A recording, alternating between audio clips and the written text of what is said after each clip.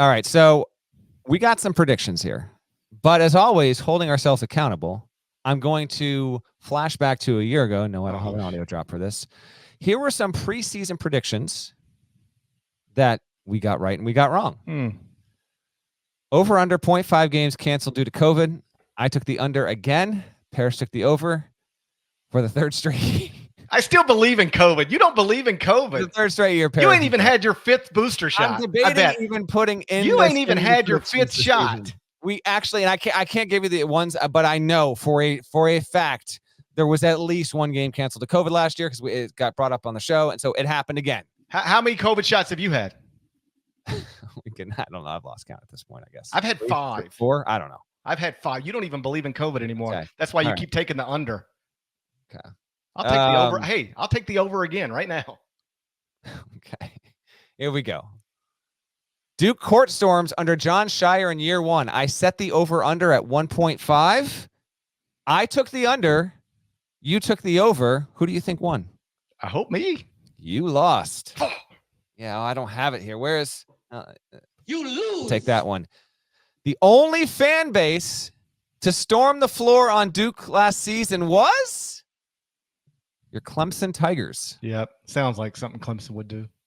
Duke lost games on the road because this was a thing that happened more times than not when Mike Krzyzewski was there, and now Shire takes over, and these fan bases couldn't give an F. Duke lost a neutral. The neutral is not going to happen. So they lost the neutrals to Kansas and Purdue. They lost at Wake, didn't storm the floor. Lost at NC State, nope. Lost at Clemson, did. Virginia Tech, no. Miami, no.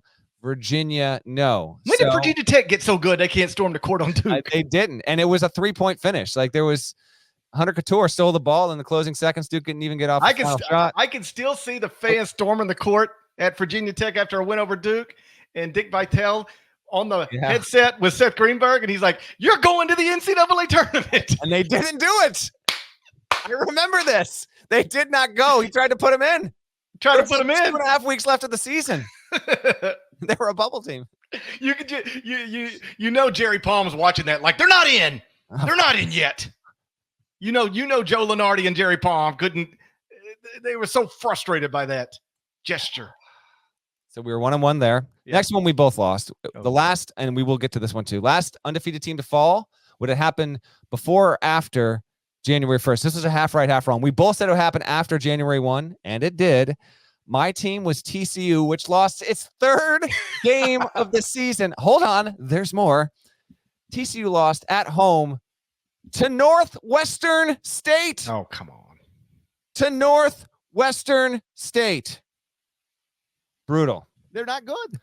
GP had Houston, which made it to 9-0, lost December 10th to Alabama. Trivia time. Who was the last undefeated team in men's college basketball last season? The chat, hold off. I don't want GP looking. Who was the last? They would have been in your top 25 and 1. I got to figure. I want to say Purdue. No. I am going to give you, let's see if you can get in 3 guesses. That's guess one's wrong. Not from a Big 6 conference. Oh, was it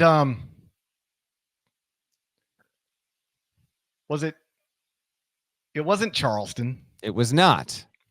I'm taking that as a guess because if it was, I would have given it to you. No, that was just me thinking out loud. That was me thinking out loud. Yeah, of course it was. Okay. You don't know any Aidens that are older than me. Okay. I think I got it. New Mexico. Boom. I got to get an answer right on the board. I'm going to try and get that by the next show. Yes. Correct. You got it done. And buddy, that went the wrong way, didn't it?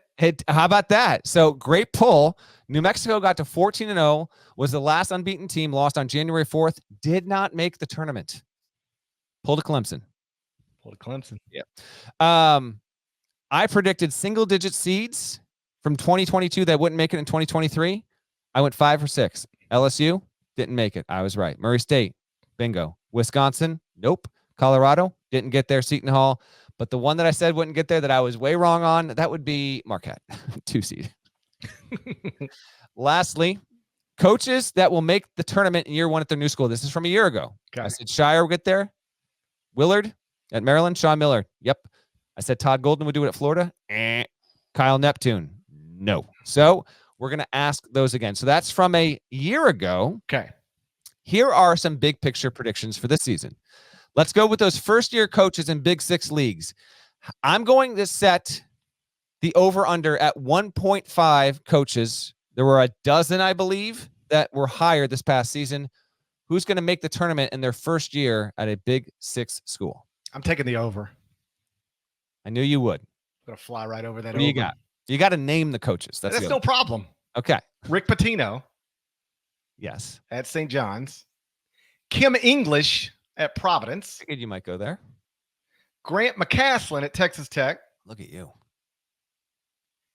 Maybe Chris Beard at Ole Miss. No, maybe. It's a yes or a no. Okay, I'm going to say no to Chris Beard, Okay. but he's capable of proving me wrong. I want that on the record. I know it. I don't need no Ole Miss fan talking about, you didn't think Chris Beard could get him to I think he can. But I got to draw a line somewhere, and I'll note GP lives within driving distance of Oxford. Could be factoring into his decision-making. I won't be surprised if they get there, but I'll say no for now. Question. I need some clarity. This is a great one. I'm going to say he does not qualify because I Rodney Terry a first-year coach. I don't think so. Now, he is technically under full-time this season, but he literally was the head coach and took Texas to the tournament last year. I am not including him in the calculation. Okay, that's fine. So then, but we both believe Rodney Terry will be in the NCAA tournament. We'll both set him over here.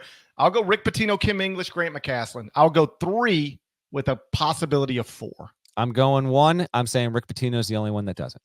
Oh my God! When did you stop believing in Kim English and Grant McCaslin? They're gonna we covered this. Hate to hear this. We covered this. If this is all new, if you're the type of fan, we'll take any listener anyway, anyhow. But if you are just getting back in because the season's starting, GP has addressed all that, and so have I on previous episodes. I hate all the coaches, et cetera, et cetera, et cetera. Like I don't even know how you're not blocked by half the industry. Listen, you gotta do what you think is right and make the predictions that are closest to what your mind and your heart are saying. With that being said, let's get a little negative here. Single-digit seeds from the 2023 NCAA tournament that will not dance in 2024. I'm going to give you mine first. Before I give you mine, how many do you have before you identify yours? I was scrolling through dinner. Yeah. I might have missed some, but I've got 2 for sure. Oh my gosh. Can you actually grow a spine and not be afraid to make some predictions for teams to go badly? I have 7. You have 2? And I'll tell you who I agree with. Okay. In no particular order, my 7 are West Virginia. I had them. Iowa. Ooh, you don't believe in Fran McCaffrey. Auburn. Or Brian Ferentz. That's right, Auburn. Xavier. Auburn? That's right. You don't have Auburn? I they don't. have Janai Broom and they have an Aiden. Here's the deal. There are Aiden and a Broom every single year. I know it's hard to forecast. In fact, we're going to get to this on another prediction in just a second, but I have West Virginia, Iowa, Auburn, Xavier, Indiana, Arkansas, and Northwestern as single-digit seeds from the 2023 NCAA tournament that will not make the NCAAs in 2024. I'm bound to be wrong. Whatever. We're just making silly predictions. I can't wait to watch the games. Indiana. That was my closest shaves were Indiana and Arkansas.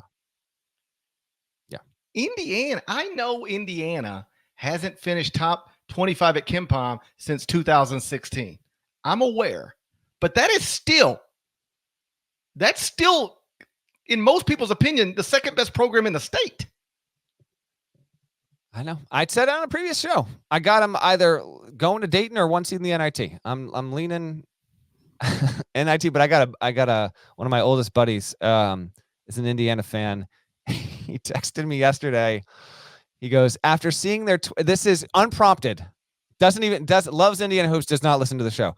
After seeing their 2023 exhibition scores, I regret to inform you that the experts are wrong. Indiana will be the #1 ranked team by late November. Timestamp this. So there you go.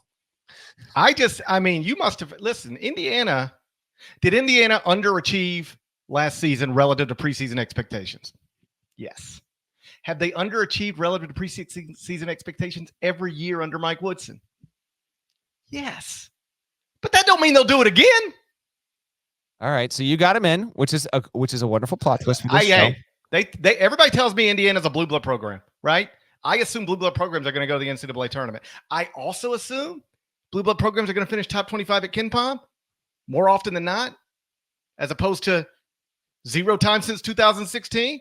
So I ain't saying I ain't never been wrong before. All right. Yes, I might be wrong again. But if my biggest sin is believing in a blue blood program, then you know what? I'll stand on that. Okay. So what are your teams? Name them. I know West you've got Virginia and Northwestern. That's it. You're such a coward. I mean, honestly, there are going to be more than 2 teams that were single-digit seeds that don't make the tournament in 2024. Let's go. Come on. I was trying to have dinner with my family. Maybe I couldn't pay as close attention. West Virginia and Northwestern. That's Sure. it. You've always hated Chris Collins. All right, next. 2 preseason top 25 teams. This is the AP top 25 that you think are most likely not to make the NCAAs. Quick little history lesson here. Here are the past 4 years of preseason AP top 25 teams that did not make the NCAA tournament.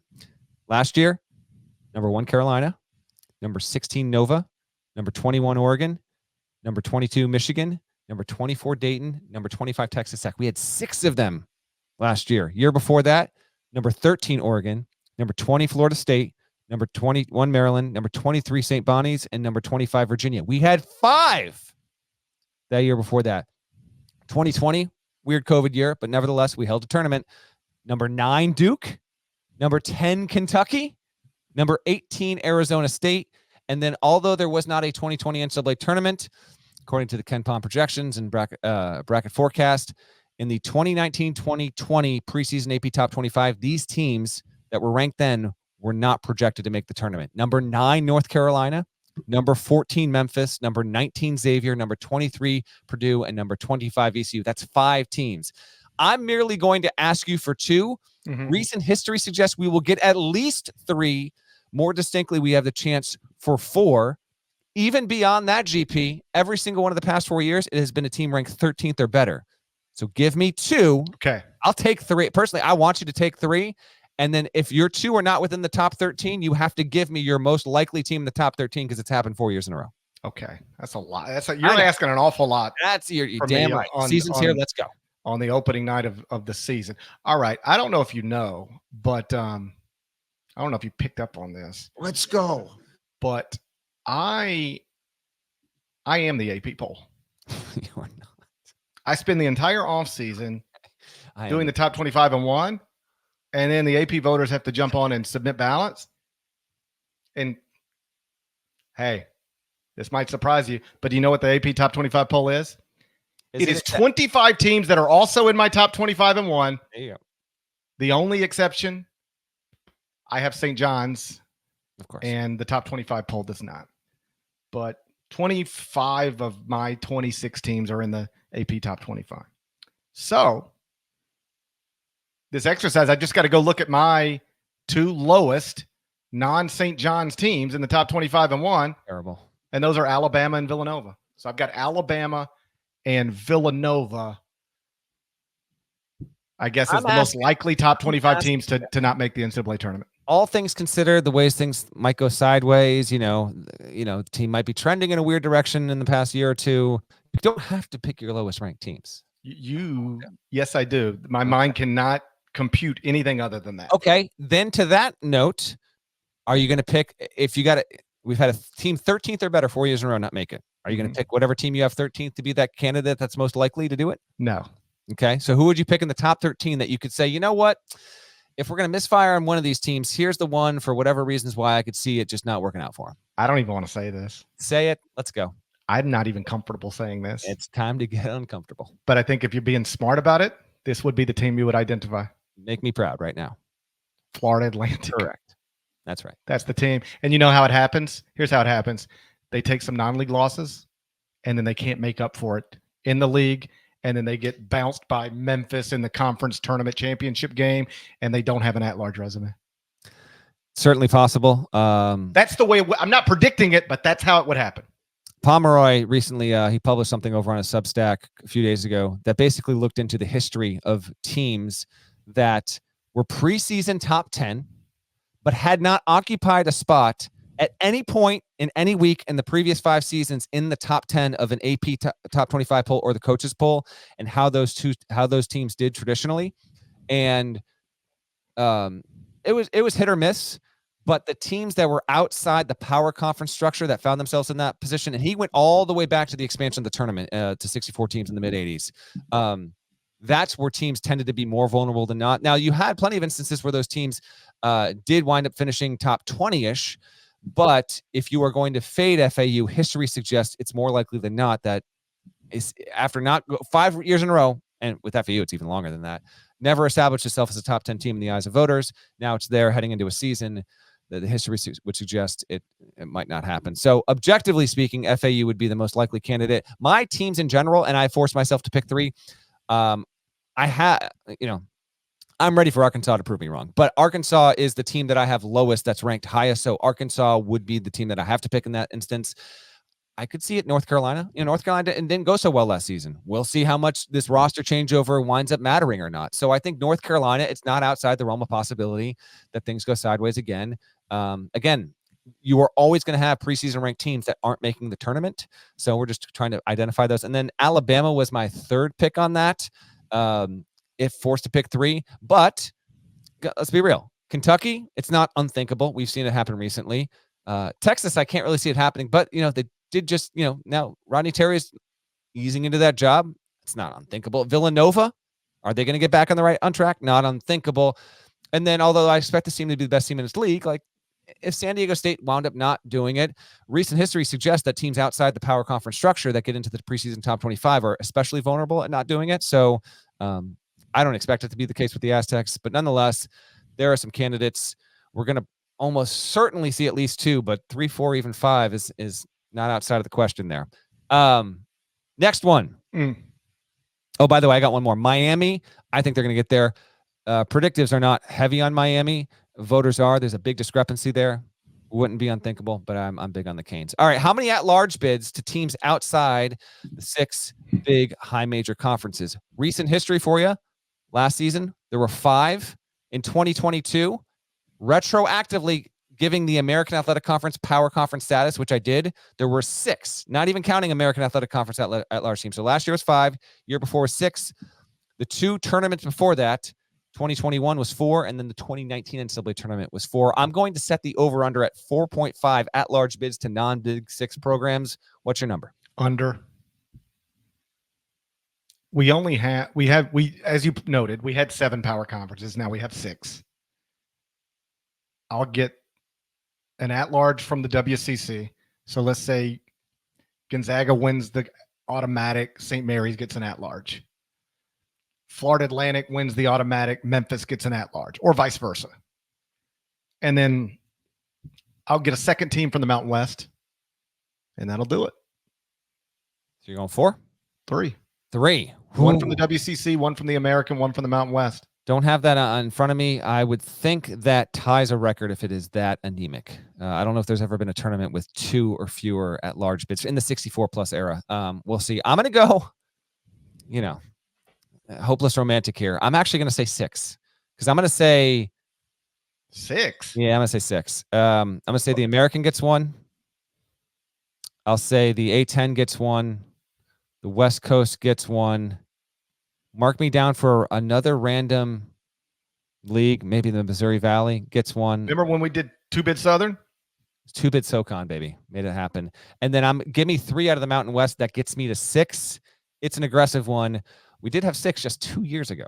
So lots changed in the past 2 years. You're not wrong about that. I don't know if you've been on the paying bright attention, side of it. but a lot has changed in the past 2 years. I know you've got 3. I've got 6. All right, last undefeated team. Oh, buddy, I went and looked at the schedules of every team ranked in the preseason AP Top 25. This feels harder to forecast than ever before. Nope, I've got it. Okay, give me because I got 2 candidates, and trust me, they are quasi off the board. But give me your team and what date it's going to lose. Last unbeaten in the entire country. I did not remember who I said for this last season. It was Houston, and you made it to 9-0. Again, I picked TCU. They did not get to Game 4.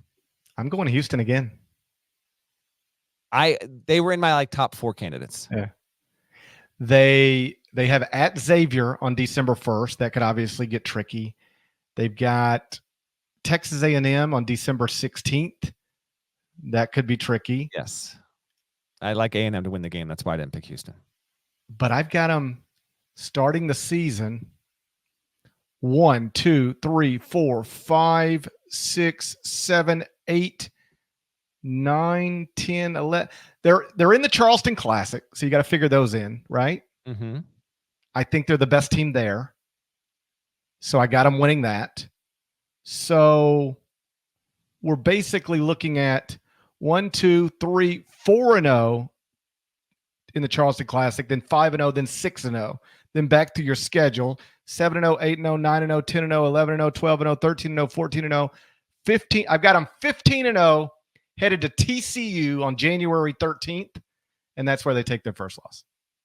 Wow. Okay. So you're going after January 1 again, which is a safe bet. More years than not, that does wind up happening there. Okay. My number 2 nominee for this, and I think this would actually be kind of a fun little story if it winds up happening, because I love the team's talent, and I think it's got a chance. And if I look at its schedule, I think it's manageable. This isn't my pick. This is my second pick. It's Colorado. Colorado, its only road game in non-con is at Colorado State, which will be tough. CSU could be a borderline tournament team. It plays in something called the Sunshine Slam, and it gets Richmond, and then it will either play UNLV or Florida State, neither of those teams being projected to make the NCAA tournament. And Colorado brings in its best recruit ever. It's Jalen Williams, who plays for OKC, former Santa Clara Star. His younger brother is coming in and is a top 5 recruit there, and he's going to be awesome, but probably won't be the best player on the team. Tristan Da Silva, I expect to be that. So Colorado, I think, actually has, and if Colorado in men's basketball, if we look up on Christmas and it's got 0 losses or 1 loss compared to the football teams now, kind of crumbling after all that hype, that would be kind of a fun little plot twist there. But that's not my pick. I picked a team that I have top 15 in the country. It does not have a super, super tough away game, although GP might want to stand up on that because there's a roadie at Memphis in there. I'm going to say Tony Bennett's Virginia Cavaliers beat Florida on a neutral this week. Can I, after not getting to game 4 with TCU last year, can I not get to game 3 with Virginia this year, by the way? They get Wisconsin on a neutral in Florida. They have A&M at home, the home game, JPJ Arena. I like them there. And then like their roadies are at Notre Dame on December 30th and at Memphis on the 19th. I think they get picked off January 6th at NC State, and that's their first loss. So that would get them to, I think, 12-0 maybe, or so, 13-0 when you factor in the MTE. There are so many landmines for teams that are in the AP top 15 because there's a couple of really good MTEs. There might well be a team that emerges, but there's not, as GP can tell you, because he undoubtedly looked through this as well over dinner with this. Didn't even eat dinner. Didn't even eat dinner because you're looking through the non-cons of all these teams. It's hard to say with confidence that there's really any team that you would feel super heavy on getting even to mid-December without a loss. It's a fun little thought experiment. Virginia is officially my pick. I believe in Kelvin Sampson. He's Colorado. Here's the problem with Virginia. It's not a problem. It could be Virginia. Who knows? But they are projected underdogs, according to KenPom, against Wisconsin, and then again at Memphis. Yeah. They're going to have to win 2 games KenPom says they ain't supposed to win. Tony Bennett against Wisconsin, native there, played at Green Bay. I like him. If they win that game, they either play West Virginia or SMU in the championship. So I like their chances there. But again, I'm higher on Virginia the most. I'm higher than on Reese Beekman the most. I think he's going to be a dynamite 2-way player this season. Let's get some Zach Edey over-under action here. Last season, Zach Edey average. Did I put this in the text? I don't have it on my doc. I got it. He averaged 22.3 points, 12.9 rebounds. You add it up, that's 35.2. So last year, Zach Edey's combined average of points and rebounds was 35.2. That's pretty monstrous there. But with the idea that maybe his teammates will be supplying a bit more points, I am setting the over-under on Zach Edey for 32.0 points, end of season average points and boards combined. What are you taking? Over. Give me the number. It was 35.2 last season, and that was statistically one of the great seasons. It's asking a lot for him to match that. I agree. What'd you set the over? What'd you set the number at? 32.0. I'll go 33 over, barely. Okay, I got 32.9. which means I'm in. I want to put a decimal. I want to do a decimal. Yeah. Okay. There you go. Yeah. 33.2. 33.2. 30. Yeah. So I got a Price is Right chance at winning this thing. Okay. We both like it over. I don't know if he'll score. His point average might drop a point or two. I'm expecting the help around him to be a little bit better. All right. Another over-under season long. Armando Bacot. 2 seasons ago, he had 31 double-doubles, tied David Robinson for the all-time single-season record, I believe. Last year, it was a drop down. He had 19. So I'm going to set the over-under for Armando Bacot double-doubles at 20.5 for this season, our preseason All-American, the guy we had at number 2 on our top 101 players list there. You going over or under 20.5 double-dubs for Bacot? Over. He should average a double-double for, I believe, the 3rd straight year, and he'll get over 19. My number is 23 when he calls it a career at the end of the season. What's your number? 22. Okay, there we go. Gonzaga has made 8 straight Sweet 16s, which ranks among the longest streaks in the history of the sport. Mark Few does not have a team that is loaded and considered to be a national title contender this season, although Gonzaga has a way of working into the top 5 of the polls and getting it done there. Will Gonzaga make a 9th straight Sweet 16? Yes or no? Bennett. I just called you Bennett because I'm so used to talking to my producer, Bennett. That's good. All right. Good times. Okay. Let's go. Dead leg. I don't know how familiar you are with Guns N' Roses catalog. Decently familiar, yes. But once upon a time, Axl Rose said nothing lasts forever. Even cold November rain. And if we were updating that song in 2023, we might have to. Why don't you go ahead and sing it? Nothing lasts forever. Even Gonzaga's Sweet 16 streak. Doom, doom, doom, doom, doom, doom, doom, doom. And we both know hearts can change. And we both know rosters change. Exactly. Nothing lasts forever. Even Drew Timmy's enrollment. Suddenly picturing Anton Watson in a music video from 1992. Don't you think that you need somebody? Don't you think that you need someone? Everybody needs somebody. You got Grammy K. You got Grammy. Don't you think that you need somebody? That's a nice way to close a long song, though, by the way. Okay. It's a good way to close a long song, I think. Need some time on your own. Oh, don't you think you need some time on your own? And Mark Few's like, no, I don't need time on my own. I need time with Drew Timmy again. Mark Few running out of the church. Get me Drew Timmy back. Running after Drew Timmy. Yes. That's a hell of an image. Man. Drew Timmy not in college basketball this season. I quadruple fact checked that before the pod. It's a damn shame. He had one more year of eligibility too. You say no. Well, he got cut like, a couple weeks ago. Yeah. Well, I'm sure he's doing all right though. I'm serious, just fine. We agree. Yeah. I'm gonna say it ends this year. Again, 8 in a row is outrageous. 8 Sweet 16s. It's just 2 games, but compounded over roster change, all this stuff to win 8 times in a row to get to Sweet 16. No one else is. The next closest streak, I think, is like 3 years. So, but I'm gonna say it ends this year. I'm gonna say no. GP agrees. I don't want to agree. I don't take any pride in that.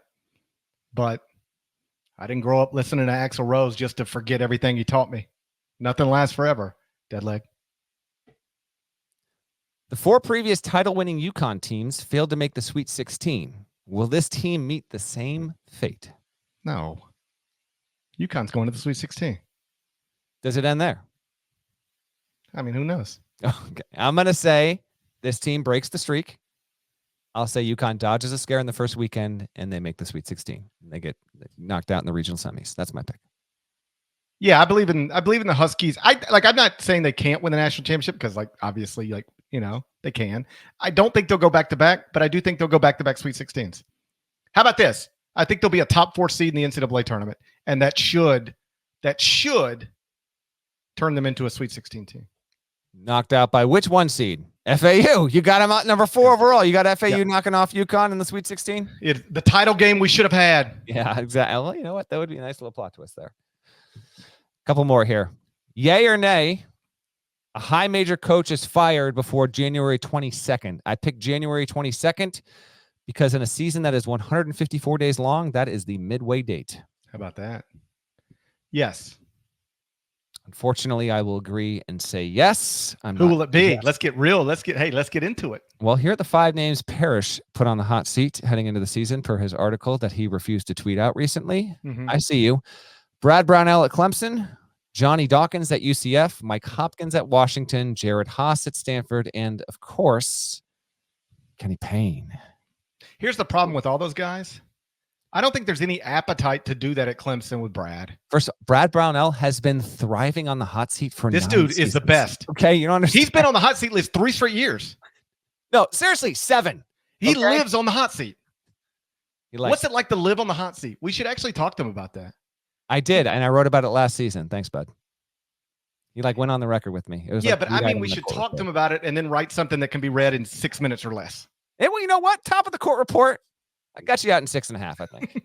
I'm pretty confident on that. But yeah, in all seriousness, I did talk to him about that because heading into last season and mid-season, it's phenomenal what he is capable of doing. Okay, so here's my thing. I don't think there's any appetite to do that with Brad. Plus, they might be okay, right? To get fired by January 22nd, you've either got to be really bad or the cops had to get called, Generally speaking, one of those two things tends to be true. You got to be really bad or the cops got called. So I don't think there's any appetite to do it with Brad, and I don't think they'll be bad enough to get that done.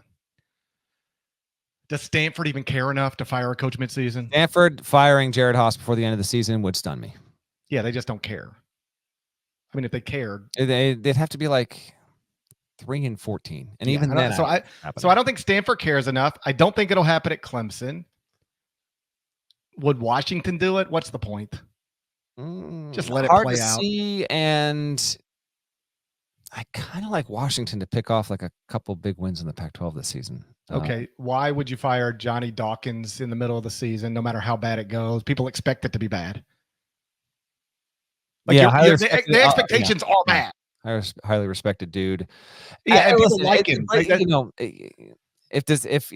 talking. One it should be, if it's going to be any of them, is Kenny Payne. But I don't know that there's an appetite to do that to an alum who also doubles as the first African-American head coach in men's basketball program history. I don't think he'll get to year 3, but I don't know that he'll get got before the end of year 2.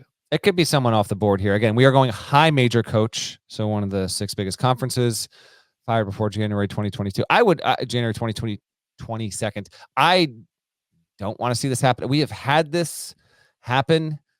I think for the past 5 years, we have seen one termination at this level for one reason or another. So recent history suggests that it would happen. So I lean yes. But let's play the games and see how it goes. My last one. Will Dusty May be coaching FAU 1 year from tonight, November 5th, 2024? Is Dusty May the head coach of the Owls, or is he somewhere else? Somewhere else.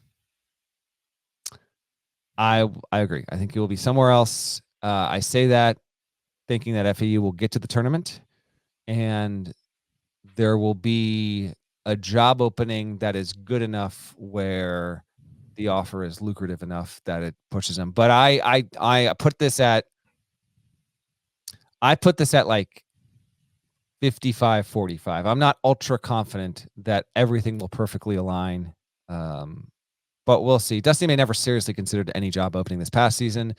That's because he had 5 starters from a Final Four team back. We don't have to lie to each other. It's not like I can't leave Florida Atlantic. It's like I can't leave this team. And there wasn't an awesome opening. Yeah, what I think is this team is going to be good enough. Even if it doesn't meet my expectations, they're not going to be bad. All right.